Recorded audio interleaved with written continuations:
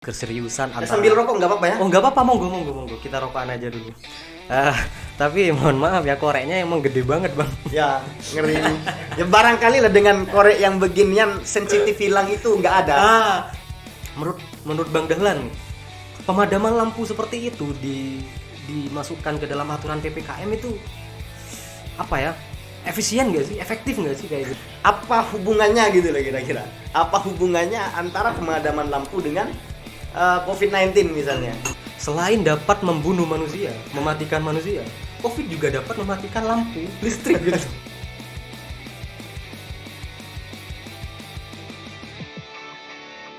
Yo, what's up man ya? Balik lagi bareng channel kita Antitesa, satu-satunya channel yang berani blak-blakan dan apa adanya. Oke, sebelumnya kenalin, nama aku Lucky, aku host di channel ini.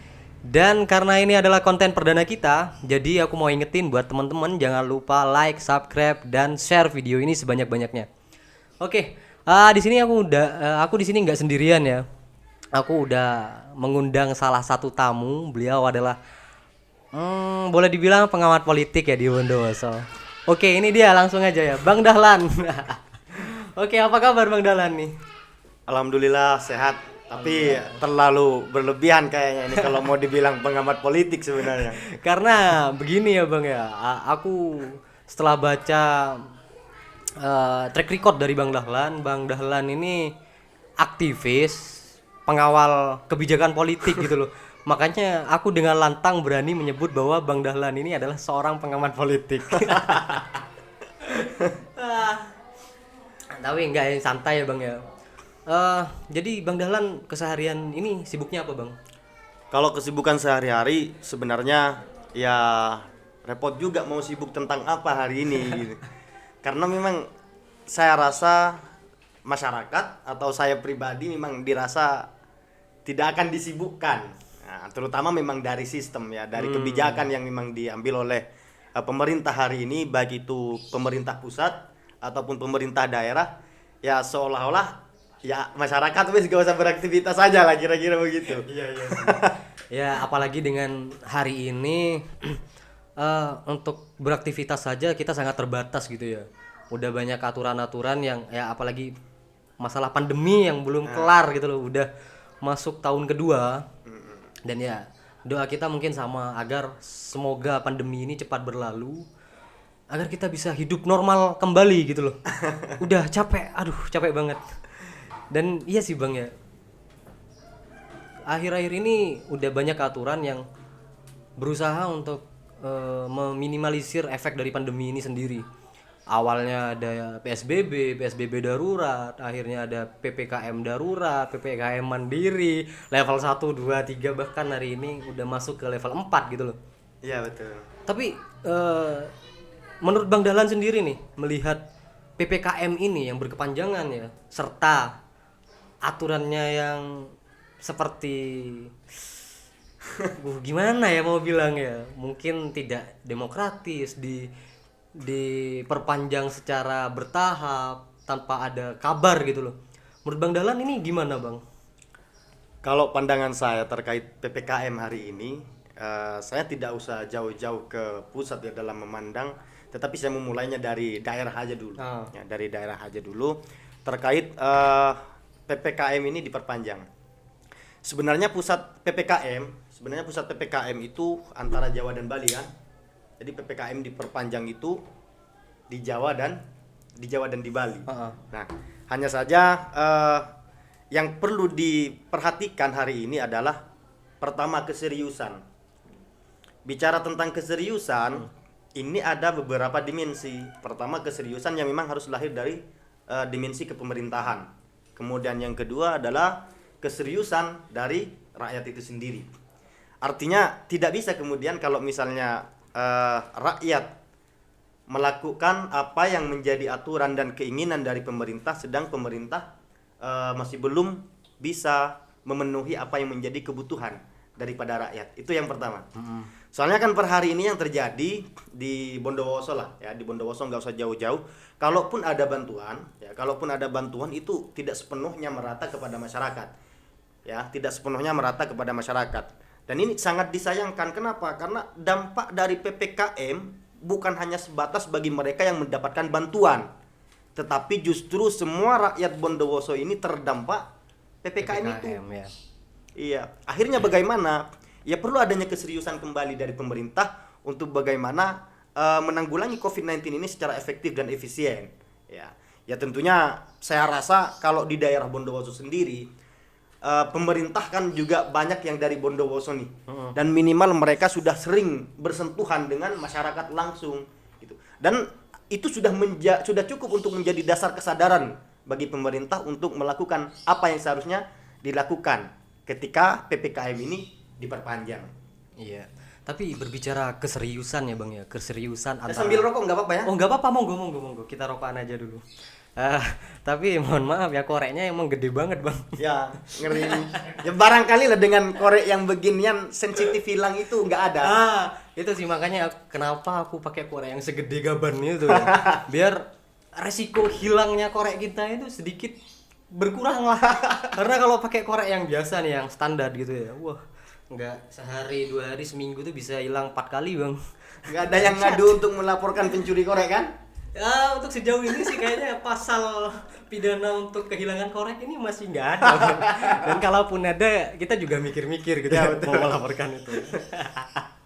Oke, monggo sambil ngudut aja dulu. Balik ke topik pembahasan ya Bang ya. Kalau berbicara tentang keseriusan nih, keseriusan baik dari pihak pemerintah ataupun dari masyarakat, sebenarnya ini ranah yang sangat kompleks sekali ya. Karena aku mau berbicara dari sisi masyarakat aja deh dulu, karena aku merasakan ya dari sisi masyarakat. Sebenarnya untuk keseriusan di lini masyarakat, kita sangat dipaksa untuk serius sih. Dengan adanya, aku kan salah satu pelaku usaha juga nih, punya angkringan ya, kopi kecil-kecilan. Di situ untuk mentaati prokes, protokol kesehatan dan PPKM, pembatasan yang sangat meresahkan sih menurutku. Kita dipaksa untuk serius sih untuk itu, dengan adanya controlling lah dari aparat. Terus ada himbauan penutupan, bahkan dibatasi. Dan akhir-akhir ini juga di daerah nih, kita berbicara di daerah, ada pemadaman lampu jalan di kisaran jam 8, jam 9 sih. Bahkan kemarin sempat juga dari jam masuk maghrib, jam 6, jam 7 ya, itu udah lampu jalan udah dipadamkan gitu. Ya, betul. Dan itu sangat mengganggu sih, apalagi untuk pelaku usaha yang udah usahanya dibatasi, terus lampu jalan dimatikan seperti itu. Menurut Bang Dahlan nih, pemadaman lampu seperti itu dimasukkan ke dalam aturan PPKM itu apa ya? Efisien nggak sih? Efektif nggak sih kayak gitu? Terkait pemadaman lampu ya. Ketika sudah di beberapa, sebenarnya pemadaman lampu itu bukan hanya terjadi di Bondowoso, tetapi di berbagai daerah itu banyak yang terjadi pemadaman lampu. Cuma rasionalnya kalau pandangan saya itu terkait pemadaman lampu, yang pertama saya masih berada di taraf pertanyaan ini ya. Apa hubungannya gitu loh kira-kira? Apa hubungannya antara pemadaman lampu dengan COVID-19 misalnya? Tapi ada sih Bang, menurutku ya ada sih ya, hubungan antara COVID-19 dengan pemadaman lampu. Jadi di sini aku membangun hipotesis bahwa sebenarnya COVID ini benar-benar sangat berbahaya. Selain dapat membunuh manusia, mematikan manusia, COVID juga dapat mematikan lampu listrik gitu. Itu saking bahayanya virus COVID gitu ya. Ya. Mungkin seperti itu yang bisa jadi begitu ya. Aku sampai berpikir ke arah sana gitu.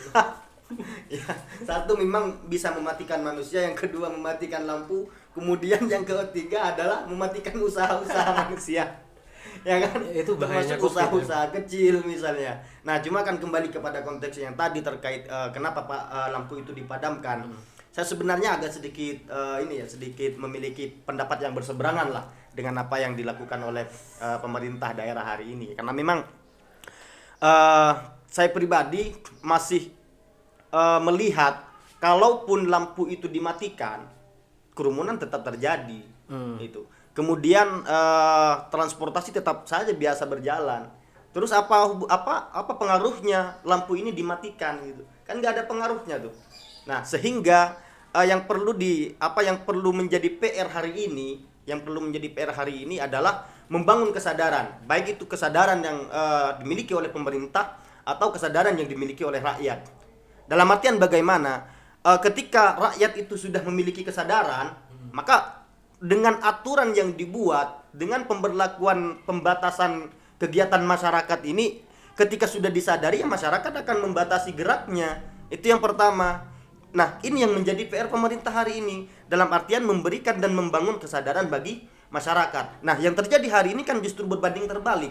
Dalam artian ketika penguasa memiliki otoritas untuk membuat sistem, justru pemerintah masih belum sepenuhnya menganalisis ke bawah bahwa yang pertama yang harus dilakukan itu adalah edukasi masyarakat.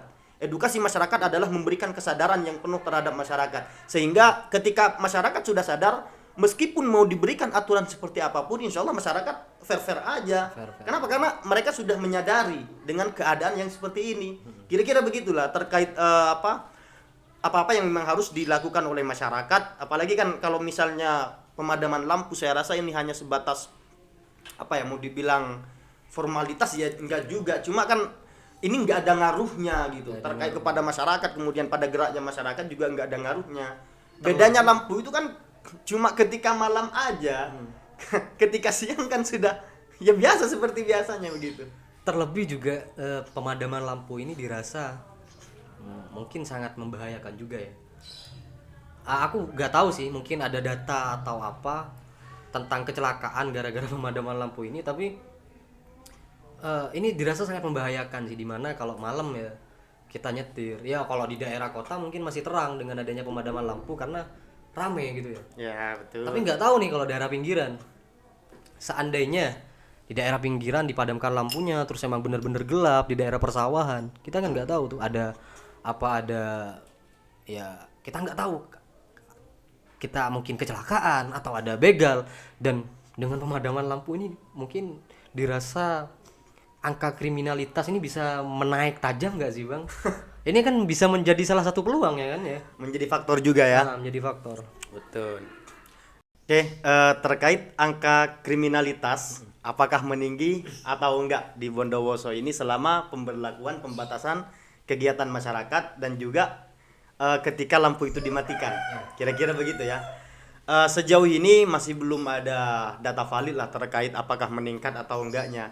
Hanya saja kalau mau dibilang memiliki potensi besar untuk terjadinya kriminalisasi di daerah, ya itu barangkali bisa saja terjadi ya. Karena memang sebelum lampu dimatikan pun angka kriminalitas tetap saja ada.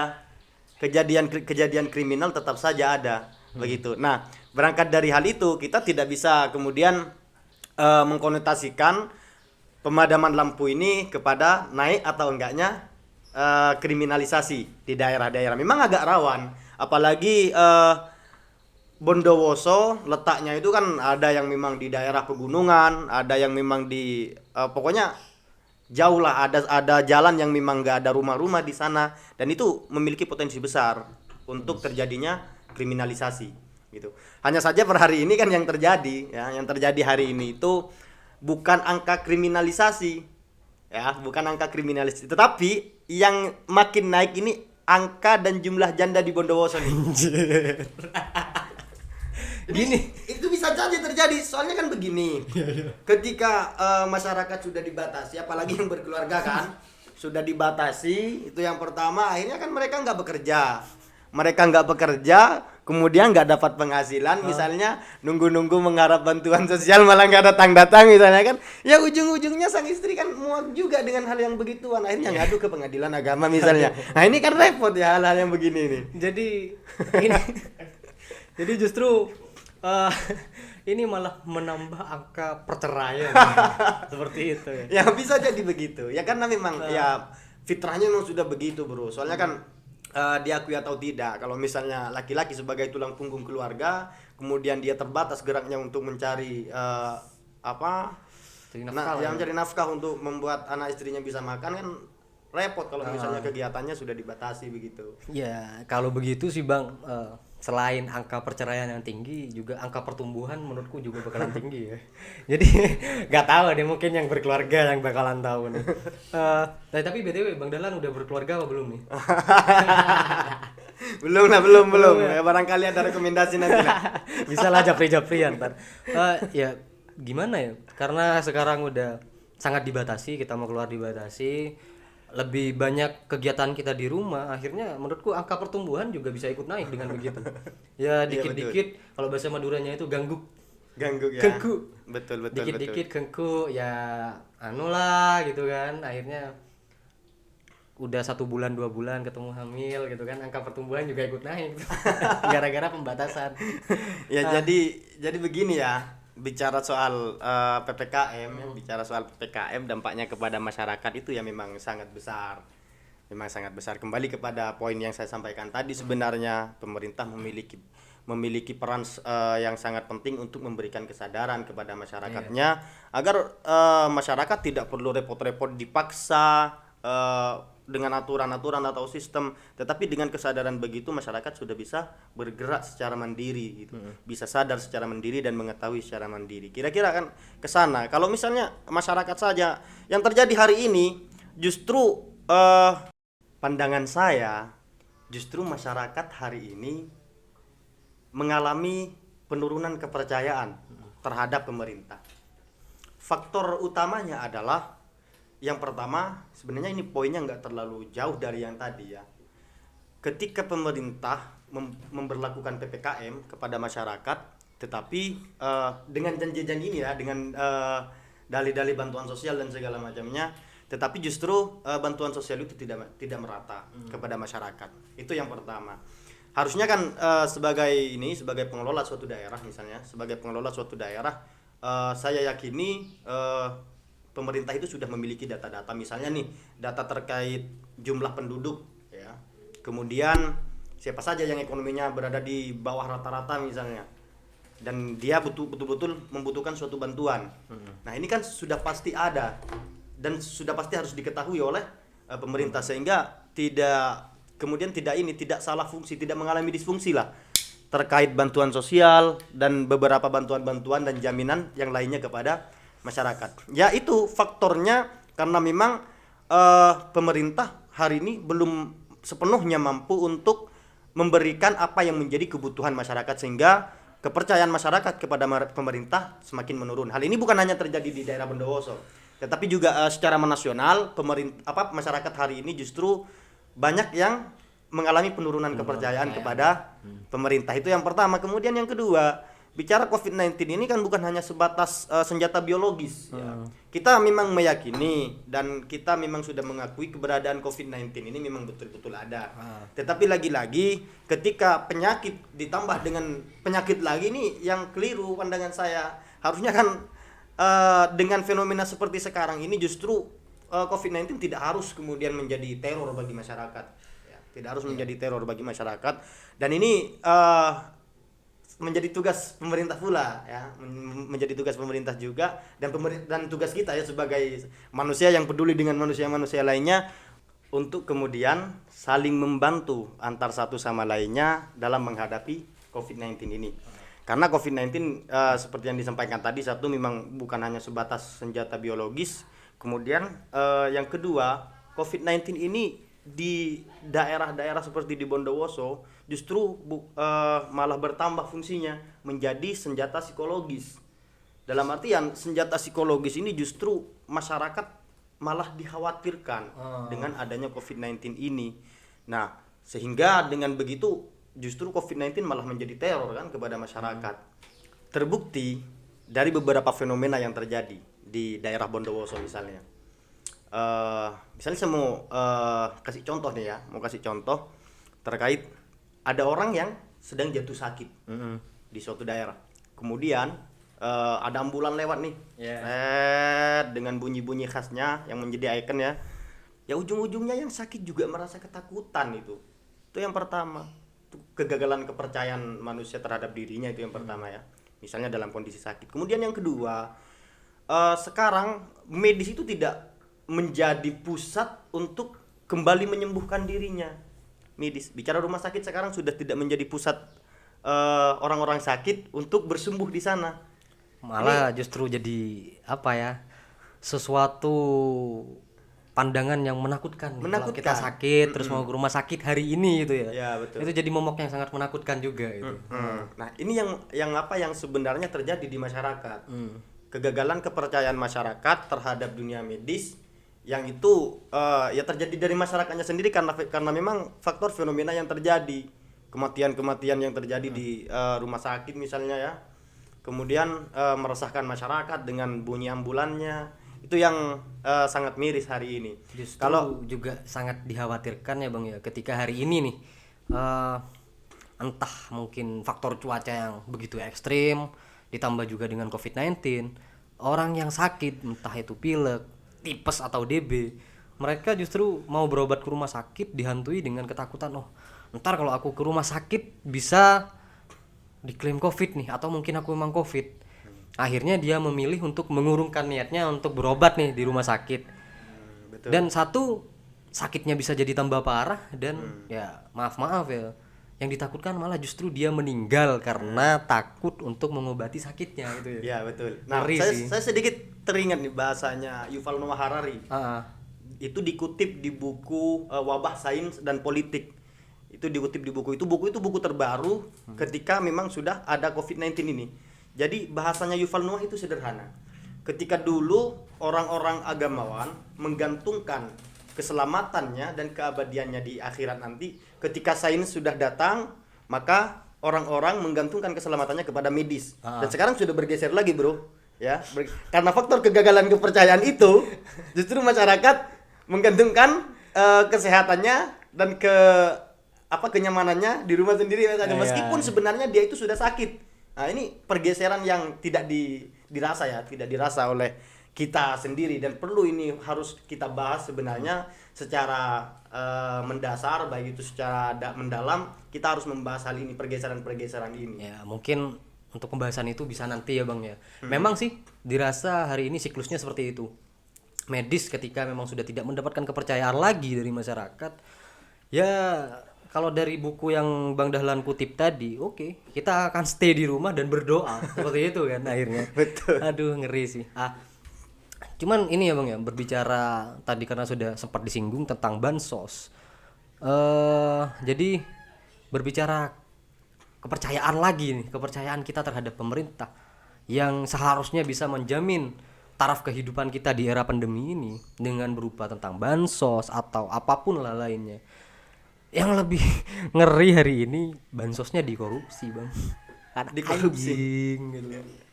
Bansosnya dikorupsi. Ya. Nah, ya sebenarnya ini sederhana. Kalau kita ingat ikan lele, jadi di air yang keruh dia mampu menjadi kanibal kan, kemana-mana. Nah, ini suasana yang keruh begini kan menyelundupkan misi-misi kecil kan luar biasa. Nah, ini yang terjadi. Nah, jadi suasana yang keruh seperti sekarang ya bukan hal yang wajar, hal-hal yang seperti itu terjadi karena memang ya itu politik ikan lele sebenarnya. Politik ikan lele. Ya, itu politik ikan lele, Bro. Serius. Ikan lele itu nggak kanibal kalau misalnya airnya nggak keruh. Nah, suasana yang keruh seperti ini justru menjadi potensi besar untuk terjadinya kasus-kasus dari ya mau itu dari rezim kayak atau dari siapa. Nah, itu sering terjadi. Nah, jadi kalau misalnya kita mau menilai angka kenaikan kriminalitas di daerah, baik itu kriminalisasi secara langsung, begal atau yang lain sebagainya, justru yang sangat dikhawatirkan di suasana yang keruh ini kriminalisasi politik gitu. Iya, itu yang perlu dikhawatirkan, suasana yang keruh seperti sekarang. Ada apa sebenarnya pemberlakuan terkait PPKM ini? Itu kan kita juga harus menganalisa hal itu. Dan karena dari tadi juga Bang Dahlan selalu menyinggung tentang rezim hari ini ya. Jadi berbicara rezim nih, entah tadi kita ke ranah kriminal, bahwa kriminal yang paling jahat lah, paling besar gitu ya, adalah korupsi. Bahkan korupsinya dilakukan di era yang sangat krisis terhadap masyarakat, itu adalah kejahatan yang sangat besar menurut saya. Nah, bahkan ya yang korupsi itu kan seorang menteri gitu Bang ya, masih dari kabinet. Mohon maaf nih, ngelihat Bang dari rezim hari ini ya, pemerintahan hari ini, dengan sederet fenomena dan problematika yang mereka ciptakan sendiri seperti adanya korupsi bansos, ditambah nih hari ini juga di era yang sangat krisis, udah mulai nih para pejabat publik, pejabat kita nempel baliho-baliho di mana-mana nih Bang. Itu gimana tuh? Maksudku gini, di era dimana masyarakat sangat dalam keadaan yang penuh harap ya, akhirnya kepercayaan masyarakat ini sedikit digeser ke ranah 2024. Bahkan udah ada statement-statement dari kawan-kawan kemarin, pandemi belum kelar tapi 2024 sudah digelar gitu. Dengan adanya baliho ya si perempuan dan juga si laki-laki gitu ya. Itu gimana Bang? Tanggapan Bang Dahlan melihat fenomena hari ini di Indonesia gitu loh. Ya itulah tadi saya akan menyampaikan, pemerintah baik itu secara nasional ataupun daerah butuh keseriusan. Bahasa keseriusan ini mengarah pada fokusnya untuk melakukan suatu aktivitas. Itu yang pertama. Ya. Akhirnya ketika keseriusan itu terjadi, hal-hal lain ya ditinggalkan terlebih dahulu, apalagi proyeksi politik ini. Ini yang sangat miris. Nah, butuh keseriusan dari pemerintah ya. Jadi yang dibutuhkan lebih ke ranah prioritas gitu ya. Prioritas, skala prioritasnya pemerintah berada di suasana pandemi COVID-19 ini kemana gitu. Soalnya kalau misalnya tidak ada skala prioritas, ya justru yang terjadi begini ya, ketika kesehatan harus dinomorsatukan, keselamatan rakyat harus dinomorsatukan, malah membuat aktivitas lain yang diproyeksikan di misalnya tahun 2024 nanti misalnya. Jadi ke sana sederhananya butuh keseriusan pemerintah itu untuk menanggulangi COVID-19 ini. Dan efektif nggak sih Bang? Oke lah kita berbicara 24 ya hari ini, berbicara 2024 dengan adanya kampanye liar yang dilakukan oleh para pejabat publik dengan memasang baliho untuk menarik perhatian dari masyarakat. Kira-kira apa sih yang sedang dipikirin mereka gitu Bang ya di era yang sangat krisis ini? Apa sih kira-kira yang dipikirkan oleh mereka? Karena kemarin memang ada juga sih yang berstatement, aku lupa namanya siapa, tapi aku setuju. Oh ini dikutip di koran Tempo ya kalau nggak salah, tempo.com, menyebutkan bahwa pejabat publik hari ini ketika mereka memasangkan baliho di jalan-jalan untuk menarik kepercayaan masyarakat di era yang sangat krisis ini menyimbolkan bahwa pejabat kita ini benar-benar haus kekuasaan gitu. Itu relevan nggak sih? Oke, terkait pembahasan itu, yang pertama yang saya nilai ya, ketika memasang baliho di jalan-jalan, terutama di suasana PPKM seperti sekarang, sederhananya sih nggak akan terlalu banyak siapa yang ngelihat. Kalau itu rasionalnya ya, rasionalnya nggak akan terlalu banyak yang melihat karena suasananya PPKM. Cuma lagi-lagi kan sekarang kampanye itu nggak harus dengan baliho doang kan, justru baliho dipasang kemudian diupload menjadi kampanye sosial media. Nah kira-kira kan sederhananya ke sana. Nah apa sih yang menjadi pikiran dari mereka kemudian masang-masang baliho di suasana yang seperti sekarang?